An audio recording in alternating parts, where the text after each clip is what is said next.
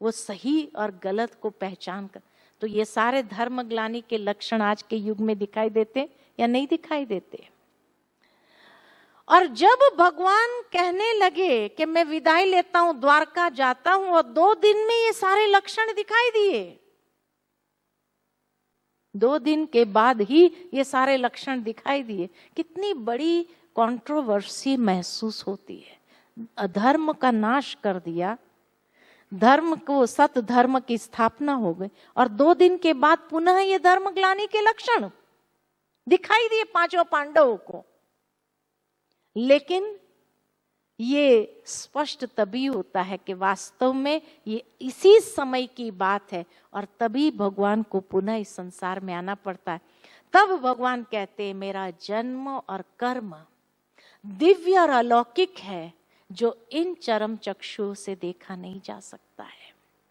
तब पुनः अर्जुन पूछता है परमात्मा से और कहता है कौन उसे देख सकता है, कौन समझ सकता है। अब यहां कहीं ना कहीं अर्जुन खुद भी समझ नहीं पा रहा था, इसीलिए भगवान ये बात उसको कह रहा है।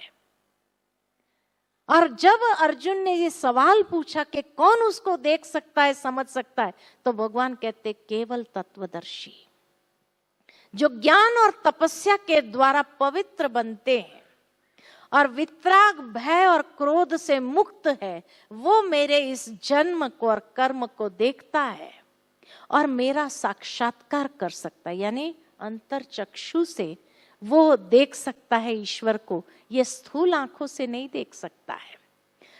और उसके लिए सबसे पहले आत्म साक्षात्कार करने वाला ही सवीर्य भाव को समझ पाता है कि परमात्मा किस वितरागी में अवतरित होते हैं, किस में अवतरित होते हैं, ये समझ सकता है। क्योंकि आज अगर कलयुग में श्री कृष्ण के रूप में अवतरित हो जाए, कि श्री कृष्ण जन्म ले और उसमें परमात्मा अवतरण हो जाए, तो लोग उसको अधर्म का नाश, सत धर्म की कार्य स्थापना करने देंगे या दर्शन की भीड़ मचाएंगे? क्या करेंगे? क्या करेंगे? दर्शन की भीड़ मचा देंगे, उसको काम ही नहीं करने देंगे। इसलिए भगवान कहते मैं अति साधारण रूप में आता हूं, जिस कारण मूढ़मती मनुष्य मुझे पहचान नहीं सकते। और कोटों में कोई में भी कोई विरला मेरे यथार्थ स्वरूप को जानकर, पहचान कर मेरी शरण को ग्रहण करते। 7वें अध्याय में ये बात कही हुई है। तो ये प्रैक्टिकल है कि कलयुग के अंदर तो श्री कृष्ण के रूप में नहीं आएंगे, कलयुग में तो साधारण स्वरूप में ही इस संसार में परमात्मा अवतरित होंगे और अपना दिव्य कार्य करेंगे। नहीं तो लोग दर्शन की भीड़ मचा देंगे। आशीर्वाद चाहिए, आशीर्वाद, हाथ रख दो, हाथ रख दो। मुझे याद आता है कुछ साल पहले भारत में गणेश जी ने दूध पिया था, है ना। और उस समय हर मंदिर के बाहर इतनी लाइन थी। उस समय में इलाहाबाद में थी और इलाहाबाद से मैं निकल रही थी वापस माउंट आबू आने के लिए। रात्रि में हमारी ट्रेन थी करीबन 11 बजे।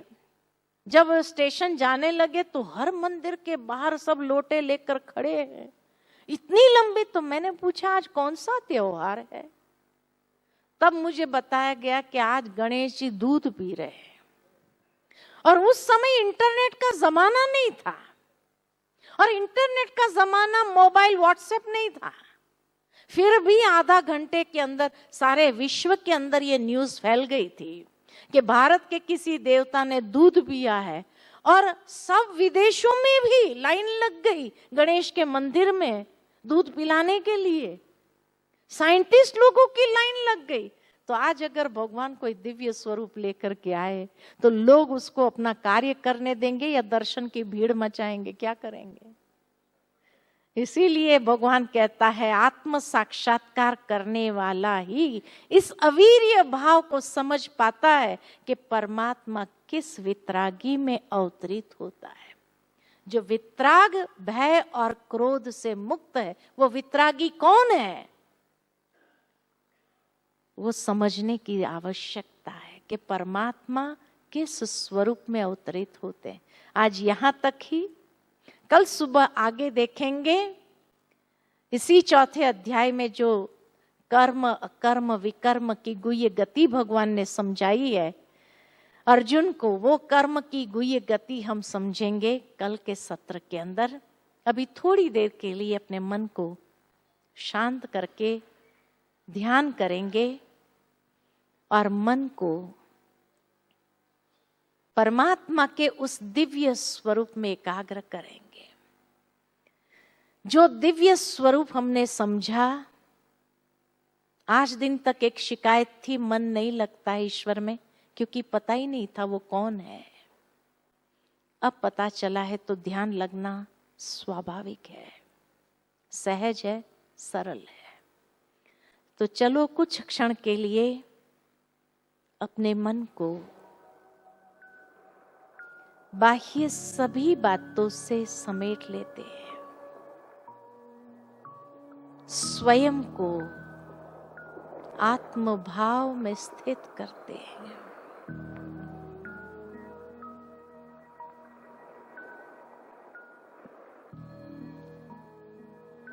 अंतर चक्षु से स्वयं को देखे। भ्रुकुटी की मध्य में मैं आत्मा अति सूक्ष्म दिव्य ज्योति पुंज,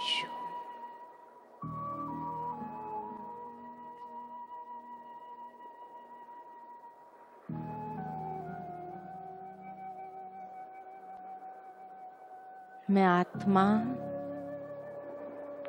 सतोगुणी स्वरूप हूं, अपने स्वधर्म में स्थित हूं।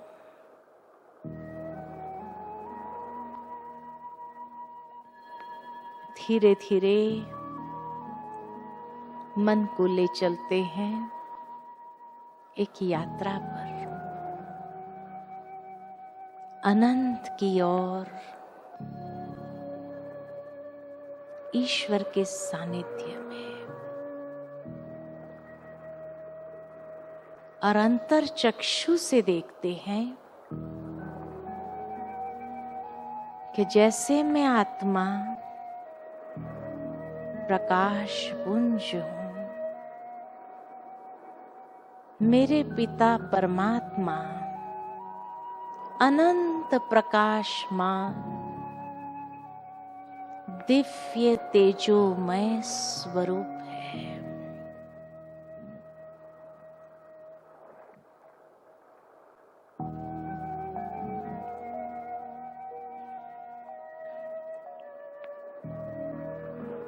सर्वशक्तिमान है। अपने ध्यान को उस दिव्य तेजोमय स्वरूप पर, प्रकाश, नूर, लाइट पर एकाग्र करती हूं और उस निराकार से सर्व शक्तियों की किरणों को स्वयं में समाती जा रही हूं।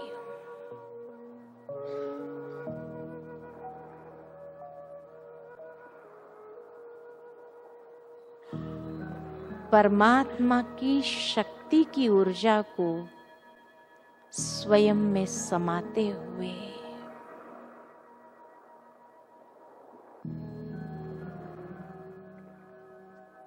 मैं आत्मा सशक्त होती जा रही हूं। अपनी बैटरी को चार्ज होने देती हूं।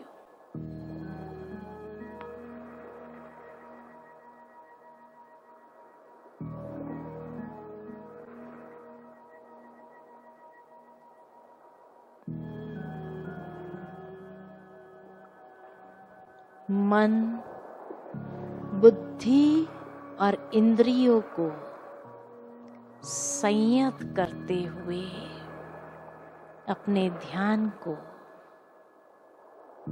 ईश्वर के उस दिव्य स्वरूप में एकाग्र करती हूँ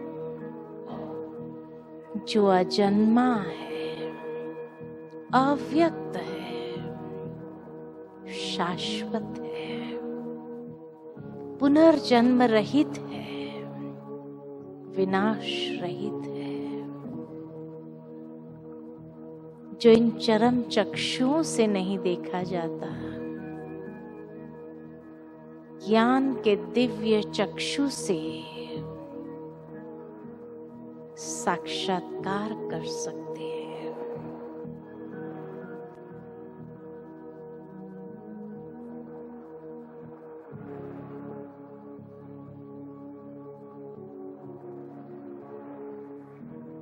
मैं आत्मा धन्य धन्य हो रही हूं परमात्मा शक्ति को हर इंद्रियों में प्रवाहित होने देती हूं।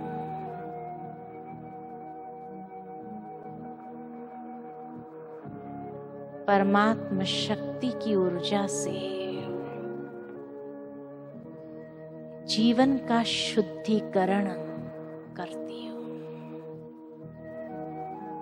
ये जीवन यज्ञ है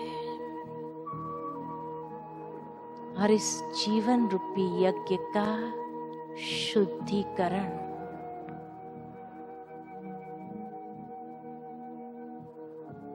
ज्ञान की खुराक से अपने अशुद्ध कर्म को करते हैं स्वाहा, अशुद्ध विचारों को करते हैं स्वाहा, अशुद्ध आदतों को करते हैं स्वाहा।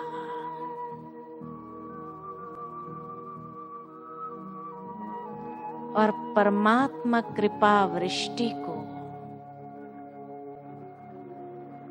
अनुभव करते हैं।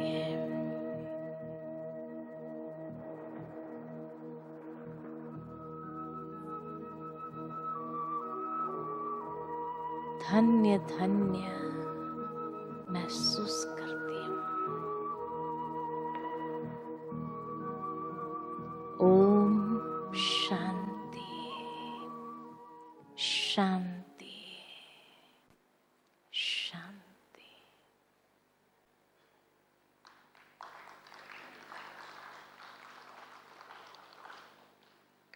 ओम शांति। कल पुनः सुबह 6:30 बजे आगे देखेंगे। अलग से मैं आपको मिल लूं।